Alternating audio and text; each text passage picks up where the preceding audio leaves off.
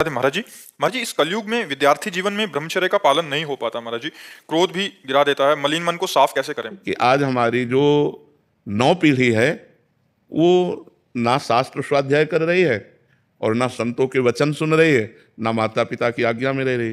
तो अनुशासनहीनता सदैव पतन का मार्ग पुष्ट करती है।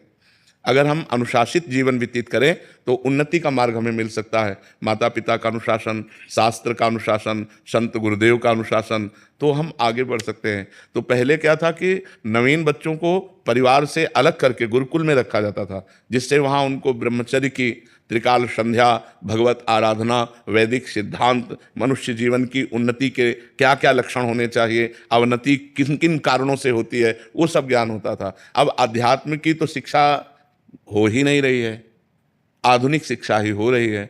आधुनिक शिक्षा में इतनी क्षमता नहीं है कि वो हमारे मन को रोक सके। आधुनिक शिक्षा में इतनी क्षमता नहीं है कि हमारे मन को रोक सके या शांत कर सके। ये केवल आध्यात्मिक शिक्षा में ही दम है। तो आध्यात्मिक शिक्षा विहीन आधुनिक शिक्षा में अब वो अपने माता पिता का अपमान करना, नाना प्रकार की क्रियाओं द्वारा ब्रह्मचर्य को नष्ट करना, व्यसन करना, इसमें हमारी नई समाज बढ़ती चली जा रही है। आप देख लो, छोटे छोटे बच्चे हस्तमैथुन का शिकार हो रहे हैं। छोटे छोटे बच्चे गंदे वीडियो देख करके बॉयफ्रेंड गर्लफ्रेंड, छोटे छोटे बच्चे व्यसन करने लगे हैं। अधिकतर जो माता पिता के अनुशासन में नहीं है, जो शास्त्रों का अनुशासन पालन नहीं करते, तो इसलिए आज जरूरत है अध्यात्म शिक्षा की। अगर हम अपने बच्चों को थोड़ा शास्त्र श्रवण कराएं, थोड़ा नाम जप कराएं, पवित्र भोजन पवाएं और उनको मित्रवत व्यवहार के द्वारा समझावें कि ऐसे ऐसे गंदे आचरण वाले मित्र मिले तो इनसे दूर रहे। ऐसा छूना, ऐसा करना, ऐसा देखना ये निषेध है, तुम्हारे जीवन को गिरा देगा। नहीं तो छोटे छोटे बच्चे पतित होते चले जा रहे हैं। जो हमारी एकाग्रता विद्या अध्ययन में लगनी चाहिए, जो हमारी एकाग्रता सामाजिक सेवा में लगनी चाहिए, वो एकाग्रता हमारी नशे में और व्यभिचार में जा रही। हम कह रहे हैं फ्रेंड बनाना कोई पाप नहीं है, लेकिन व्यभिचार करना पाप है। फ्रेंड बनाओ, खूब घूमो, खूब आनंद लो, कोई परेशानी, लेकिन गंदा आचरण मत करो। अगर गंदा आचरण करोगे तो वही तुम्हें डिप्रेशन में पहुंचाएगा, एक दूसरे का मतलब जीवन पतित हो जाएगा। आगे चल करके आपको एक ही रास्ता दिखाई देगा, या तो घोर व्यसन में पड़े रहना या सुसाइड कर लेना। आप देखना क्यों? क्योंकि मनचली वृत्ति एक जगह टिकती नहीं है। चला भी है समाज में बॉयफ्रेंड ब्रेकअप। इसमें चरित्र आपका दूषित हो रहा है, आपके विचार दूषित हो रहे हैं, आपकी मानसिकता दूषित हो रही है। अब आप अपने जीवन को ऐसे गर्त में गिराने जा रहे हैं जो पूरे जीवन आपको दुख देगा, क्योंकि आप एक सद्गृहस्थ नहीं बन पाएंगे। यदि आपने ऐसे गंदी आदतें की और आपका ब्याह हो गया तो आप अपनी पत्नी से संतुष्ट नहीं रहेंगे।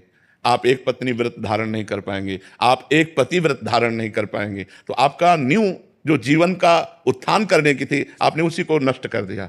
इसलिए हमारी बच्चों से प्रार्थना है कि गंदी बात से बचो। दोस्ती में हम कहते हैं कि दोस्ती हजारों से कर लो, हजारों से दोस्त। हम तो कहते हैं शत्रु किसी को बनाओ ही मत, पूरे विश्व को मित्र बनाओ। मित्र बनाने में कोई बात नहीं, लेकिन गलत आचरण मत करो, गंदा व्यवहार मत करो। जब तक ब्याह ना हो जाए तब तक ब्रह्मचर्य का पालन करो, माता पिता की आज्ञा में रहो, ऐसे बिल्कुल गंदे आचरण नहीं।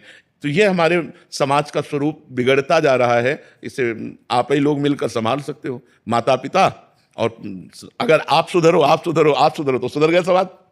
हम दूसरे को सुधारने की चेष्टा न करें। यदि हम अपने को व्यसन और व्यभिचार रहित बनावें तो हमारा समाज सुधर जाए।